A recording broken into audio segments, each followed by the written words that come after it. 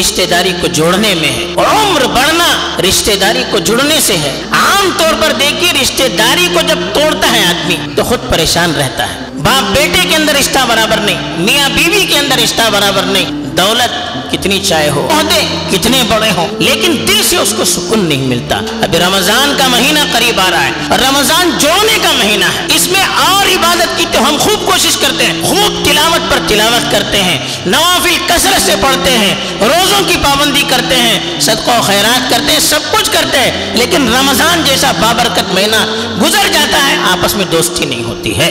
اب رمضان کا مہینہ ایسے ہی ہدیوں کا سلسلہ رہتا ہے، تو خاص طور پر ان لوگوں میں جو ہمارے یہاں آتے نہیں ہیں، جن کے ہم جاتے نہیں ہیں، ان کے یہاں جائیں، ان کے یہاں ہدیے تحفے بھیجیں، تاکہ اس طرح سے محبت پیدا ہو۔ یہ نہیں کہ وہ نہیں آ رہے تو ہم کیوں جائیں، ایسا نہیں ہونا چاہیے۔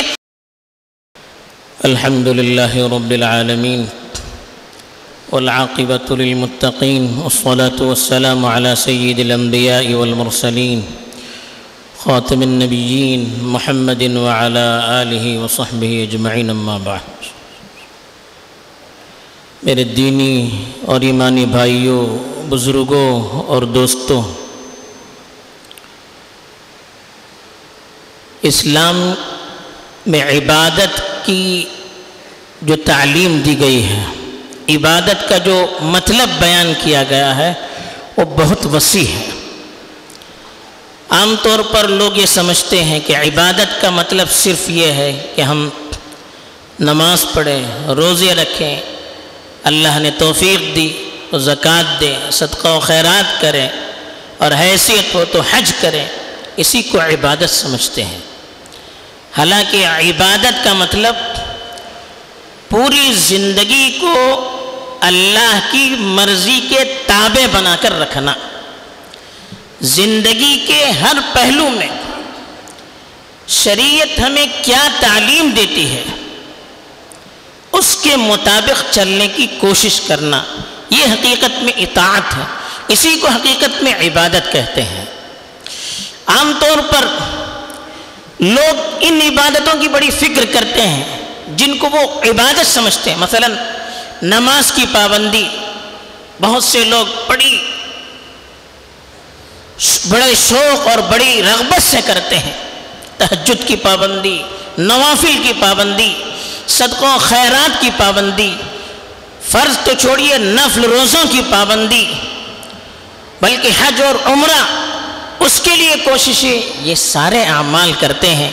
لیکن ایک بہت بڑی عبادت ہے جس کو عام طور پر لوگ عبادت سمجھتے بھی نہیں ہیں، اور عام طور پر اس عبادت کے سلسلے میں لوگوں سے کوتاہی ہو جاتی ہے، اور وہ عبادت ایسی عبادت ہے کہ نماز، روزے، زکوٰۃ، حج، ان کی قبولیت کا مدار اس پر ہے۔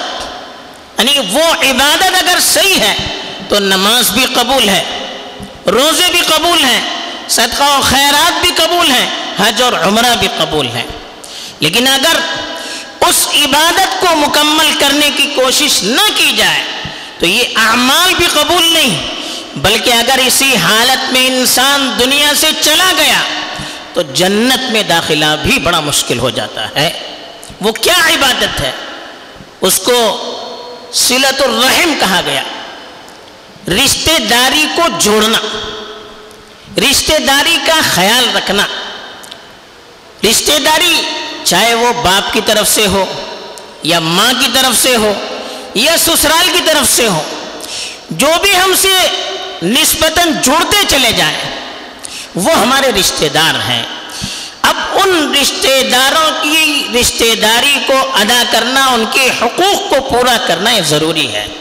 صلۃ الرحم کا مطلب یہی ہے، رشتہ داروں کو فائدہ پہنچانے کی کوشش کرنا، اور ان کو تکلیف دینے سے، پریشان کرنے سے، نقصان پہنچانے سے، ان کے حقوق کو ادا کرنے میں کوتاہی کرنے سے حتی الامکان بچنے کی کوشش کرنا، یہ رشتہ داری کو جوڑنے کا مطلب ہے۔ قرآن اور حدیث میں اس کی بڑی ترغیب دی گئی ہے، اس لیے کہ معاشرے کے جڑنے کا مدار اس پر ہے، عبادتوں کے قبول ہونے کا مدار اس پر ہے۔ قرآن مجید میں اللہ تعالیٰ نے اپنے حق کے ساتھ رشتہ داری کو جوڑا.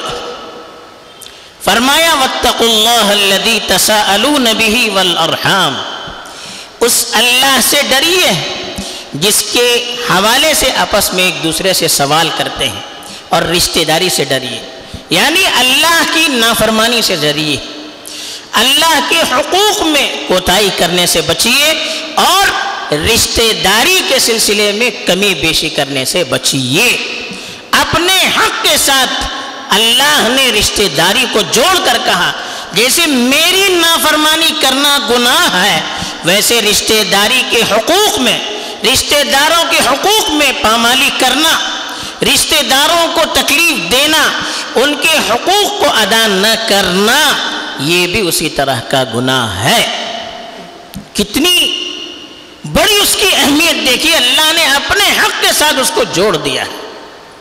گویا جس طرح سے اللہ کے حق کو پورا کرنا ضروری ہے، اس کی خلاف ورزی کرنا جائز نہیں ہے، ایسے ہی رشتہ داری کے حقوق کو پورا کرنا، اس کو جوڑے رکھنا، رشتہ داروں کے ساتھ محبت سے رہنا، ان کو آپس میں جوڑے رکھنا، یہ بھی اسی طرح سے ضروری ہے.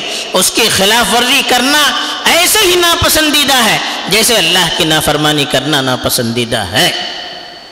اللہ کے رسول صلی اللہ علیہ وسلم نے اسی لیے رشتہ داری کو ایمان کی نشانی بتائی کہ ایک مومن رشتہ داری کو توڑتا ہو، رشتہ داروں کے ساتھ نفرت اور دوری اختیار کرتا ہو، ایسا ہو نہیں سکتا.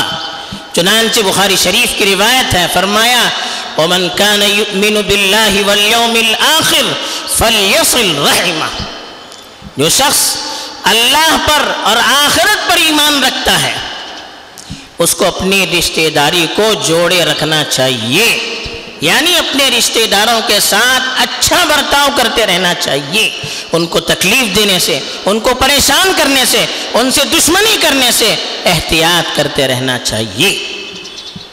اس لیے کہ آدمی جب رشتہ داری جڑی رہتی ہے تو خاندان میں سکون بھی رہتا ہے، پیار و محبت بھی رہتی ہے، برکت بھی ہوتی ہے. حدیث میں تو اللہ کے رسول صلی اللہ علیہ وسلم نے فرمایا من سرہ، کہ جس کو یہ خوشی ہو کہ ان یطیل عمرہ وینسى اثرہ فلیصل رحمہ، او کما قال صلی اللہ علیہ وسلم، جو آدمی یہ پسند کرتا ہے اس کی عمر بھی طویل ہو، اس کا رزق بھی زیادہ ہو، تو اس کو چاہیے کہ وہ رشتہ داری کو جوڑے. رزق کی برکت رشتہ داری کو جوڑنے میں ہے، عمر بڑھنا رشتہ داری کو جڑنے سے ہے. اس کو اللہ تعالیٰ نے برکت کا، اللہ کے رسول صلی اللہ علیہ وسلم نے برکت کا ذریعہ قرار دیا. عام طور پر دیکھیے رشتہ داری کو جب توڑتا ہے آدمی الگ تھلگ رہتا ہے، ایک تو خود پریشان رہتا ہے، کبھی اس کو سکون نہیں آتا. آدمی بھائیوں سے، اپنے بھائیوں سے رشتہ توڑے ہوئے ہیں، باپ بیٹے کے اندر رشتہ برابر نہیں، میاں بیوی کے اندر رشتہ برابر نہیں. عام طور پر ایسے لوگ پریشان رہتے ہیں، دلی سکون نہیں رہتا. دولت کتنی چاہے ہو، عہدے کتنے بڑے ہوں، لیکن دل سے اس کو سکون نہیں ملتا. اس لیے کہ اللہ کی رحمت، اللہ کی طرف سے برکتوں کا وعدہ یہ رشتوں کو جوڑنے کے ساتھ جڑا ہوا ہے.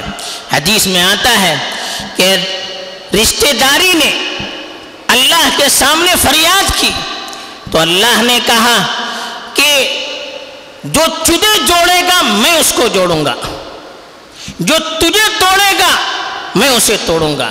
دوسری روایت میں کہا، رشتہ داری خود اعلان کرتی ہے من وصلنی وصلہ اللہ ومن قطعنی قطعہ اللہ، جو مجھے جوڑے رکھے اللہ اس کو جوڑے رکھتے ہیں، جو مجھے توڑ دیتا ہے اللہ بھی اسے توڑ دیتا ہے. تو اللہ کے جوڑنے کا مطلب کیا ہے؟ اللہ کی رحمت اس کے ساتھ رہتی ہے، اللہ کی مدد اس کے ساتھ رہتی ہے، سکون اس کے ساتھ رہتا ہے، اطمینان اس کے ساتھ رہتا ہے، جو رشتہ داری کو جوڑے رکھتا ہے.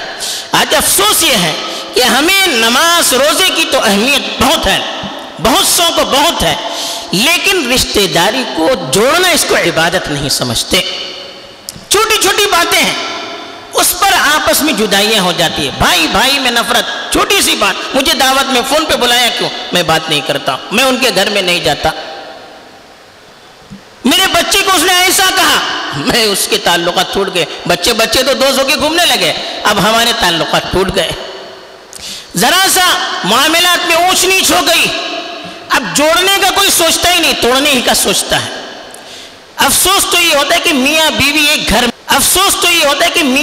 ایک گھر میں رہتے ہیں، لیکن ایک دوسروں کے حقوق کو ادا کرنا اس کو عبادت نہیں سمجھتے۔ نماز کی پابندی، نوافل کی پابندی، روزوں کی پابندی، صدقہ و خیرات کی پابندی، تلاوت کی پابندی، لیکن بہت سی بیویاں ان ساری چیزوں کے بعد شوہروں کے حقوق ادا نہیں کرتی۔ خوش رکھنا، ان کا احترام کرنا، ان کی خدمت کرنا، اس کو وہ عبادت نہیں سمجھتی۔ بہت سے ایسے لوگ ہیں گھر میں رہتے ہیں، میاں بیوی کی باتیں نہیں ہیں، اور غضب تو یہ ہوتا ہے کہ اولاد تک اپنے والدین سے دور رہتے ہیں، جب ماں اور باپ میں کچھ انبن ہو گئی یا تو اس طرف آتے ہیں یا اس طرف آتے ہیں۔ بہت سے لوگ اچھے خاندان والے روتے ہیں بیچارے کہ میری اولاد میرا خیال نہیں رکھتی، میری بیویاں میرا خیال نہیں رکھتی، گھر میں کوئی حیثیت میری نہیں ہے، کیوں ہو رہا ہے یہ؟ حالانکہ اچھے خاندان والے، کبھی بیویاں روتی ہیں بیچاری، فون پہ کہتی ہے، الگ ملاقاتوں میں کہتی ہے، کہلا کر بیچتی ہے، کبھی خطوط لکھ کر کہتی ہے کہ میرے شوہر بہت اچھے، فلاں چنا ایسی اس کی حالت، لیکن گھر میں حقوق ادا نہیں کرتے، خوشی سے کبھی مجھ سے بات نہیں کرتے، کئی دنوں سے منہ موڑے رہتے ہیں، چڑچڑاپن ہے، بچوں کے سامنے برا بھلا کہتے ہیں، پھر ان بچوں کے اندر کیا تربیت ہوگی جب وہ دیکھیں گے کہ میرا باپ میری بیوی کو گالی دے رہا ہے، اس بچے کی حیثیت کیا ہوگی؟ وہ کیا اپنی ماں کا اطاعت گزار ہوگا؟ وہ اپنی بیوی کے ساتھ بھی یہ سلوک کرے گا جو باپ اپنی بیوی کے ساتھ کرتا ہے۔ تو یہ حالات بھی ہیں۔ اب ان حالات میں ہمیں کیا کرنا چاہیے؟ اللہ کے رسول صلی اللہ علیہ وسلم کی وعید اتنی سخت ہے کہ آدمی کانپ اٹھے گا۔ ایک حدیث میں ارشاد فرمایا کہ لا يدخل الجنت قاطع رحم، رشتہ توڑنے والا یہ جنت میں داخل نہیں ہو سکتا۔ گویا جنت میں داخل ہونا ہے تو اپنی رشتہ داری کو جوڑے رکھنا ہے۔ بلکہ مسلم شریف کی روایت ہے کہ ہر پیر اور جمعرات کو لوگوں کے اعمال اللہ کے پاس حاضر کیے جاتے ہیں، اللہ کی طرف سے اعلان ہوتا ہے کہ ہر وہ شخص جس نے شرک نہیں کیا ہے اس کے گناہ کو معاف کیجئے، اس کے اعمال کو قبول کیجئے، البتہ وہ دو لوگ جن کے آپس میں تعلقات برابر نہیں ہیں، آپس میں دشمنیاں ہیں، ان کے اعمال کو روکے رکھیے، جب تک وہ آپس میں صلح صفائی نہ کریں ان کے اعمال کو قبول نہیں کیا جائے گا۔ پھر عمل کر کے فائدہ کیا جب ہمارے آپسی تعلقات درست نہ ہو، جب گھر میں سکون نہ ہو، جب خاندان میں سکون نہ ہو، خاندان والوں کے حقوق ادا نہ کرتے ہوں، بچوں کے حقوق ادا نہیں کرتے ہوں۔ کبھی ایسا ہوتا ہے بچے سے غلطی ہوتی، بچے ہوتے ہیں، لیکن والدین کی طرف سے اتنی سخت سزا ہوتی ہے، سال ہر سال بچہ آ کے روتا ہے لیکن اس کو گھر میں لینے کے لیے تیار نہیں، اس کی سننے کے لیے تیار نہیں، ان کے حقوق کو ادا کرنے کے لیے تیار نہیں، گویا کہ بالکل آنکھ کر دیا جاتا ہے۔ کل ہم کو بھی اللہ کے دربار میں جانا ہے، ہمارے بچے سے غلطی بھی ہم نے معاف نہیں کیا تو کیا ہماری غلطی ہوگی تو اللہ معاف کریں گے ہم کو؟ ہم تو یہ چاہتے ہیں کہ مجھ سے غلطی ہو جائے تو مجھے معاف کیا جائے، تو میں کیوں دوسروں کو معاف نہ کروں؟ کرو مہربانی تم اہل زمین پر، خدا مہرباں ہوگا عرش بری پر۔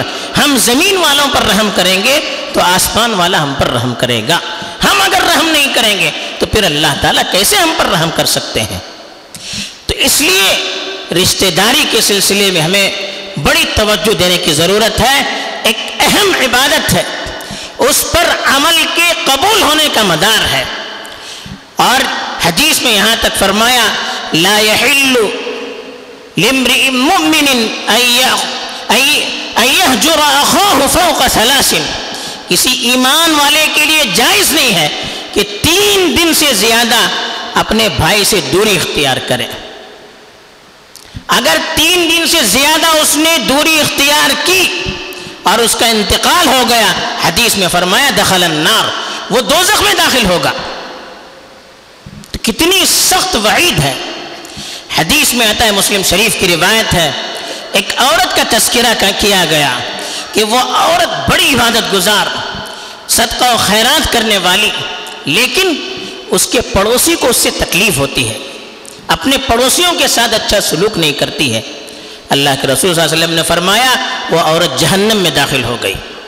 دوسرے ایسے عورت کا تذکرہ کیا گیا جو نوافل کی تو اتنی پابندی نہیں ہے، بہت زیادہ نوافل پڑھنے والی یا نفل روزے رکھنے والی نہیں ہے، لیکن صدقہ و خیرات کرتی ہے اور اس کے پڑوسی اس سے خوش ہیں۔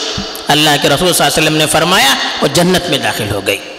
تو لوگوں کی جنت میں داخلے کے لیے کہا اس کے پڑوسی جب خوش رہیں تو خاندان والوں کی خوشی کتنی ضروری ہے۔ جہنم میں جانے والے کے سلسلے میں کہا کہ پڑوسی اس سے خوش نہیں ہے، کہا وہ جہنم میں چلا جائے گا۔ تو جب پڑوسی کے سلسلے میں اتنی اہمیت ہو تو اپنے شوہر کے سلسلے میں، اپنی بیوی کے سلسلے میں، اپنے باپ کے سلسلے میں، اپنے بیٹے کے سلسلے میں، اپنے بھائی کے سلسلے میں، اپنے رشتہ دار کے سلسلے میں کتنی تاکید ہوگی۔ تو اس کو ہمیں ایک اہم عبادت سمجھنے کی ضرورت ہے، بغیر اس کے کوئی عمل اللہ کے یہاں قبول نہیں ہوتا۔ ابھی رمضان کا مہینہ قریب آ رہا ہے اور رمضان جوڑنے کا مہینہ ہے، اس میں اور عبادت کی تو ہم خوب کوشش کرتے ہیں، خوب تلاوت پر تلاوت کرتے ہیں، نوافل کثرت سے پڑھتے ہیں، روزوں کی پابندی کرتے ہیں، صدقہ و خیرات کرتے ہیں، سب کچھ کرتے ہیں، لیکن رمضان جیسا بابرکت مہینہ گزر جاتا ہے، آپس میں دوستی نہیں ہوتی ہے، آپس میں جوڑ نہیں ہوتا ہے۔ پھر کیا فائدہ؟ آپس میں جوڑ پیدا کرنے کے لیے ایک دوسرے کو سلام کرنا چاہیے۔ اللہ کے رسول صلی اللہ علیہ وسلم نے فرمایا 2 آدمیوں میں دشمنی ہے، جو سلام کرنے میں پہل کرے وہ خیر ہے، ان دونوں میں سے بہتر ہے۔ اگر سامنے والے نے جواب دے دیا دونوں برابر ہو گئے، اگر سامنے والے نے جواب نہیں دیا تو پھر اس پر گناہ کا وبال ہوگا۔ اب یہ جو سلام کرنے والا یہ اللہ کے یہاں بری ہو جائے گا۔ تو اس لیے ہمیں پہل کرنا چاہیے، آگے بڑھنا چاہیے، سلام کرنا چاہیے۔ حدیث میں کہا ایک دوسرے کو ہدیہ دیا کریں، اس سے بھی محبت پیدا ہوتی ہے۔ اب رمضان کا مہینہ ایسے ہی ہدیوں کا سلسلہ رہتا ہے، تو خاص طور پر ان لوگوں میں جو ہمارے یہاں آتے نہیں ہیں، جن کے ہم جاتے نہیں ہیں، ان کے یہاں جائیں، ان کے یہاں ہدیے تحفے بھیجیں، تاکہ اس طرح سے محبت پیدا ہو۔ یہ نہیں کہ وہ نہیں آ رہا ہے تو ہم کیوں جائیں، ایسا نہیں ہونا چاہیے۔ ہمیں بڑھنے کی کوشش کرنی چاہیے، ہم چھوٹے بنیں گے، ہم آگے بڑھیں گے، اللہ کی مدد ہمارے ساتھ ہوگی۔ ہمیں اس پہلو پر خاص طور پر توجہ دینے کی ضرورت ہے۔ اللہ تعالیٰ مجھے بھی توفیق دے، آپ کو بھی توفیق دے، آمین۔ وآخر دعوانا الحمدللہ رب العالمین۔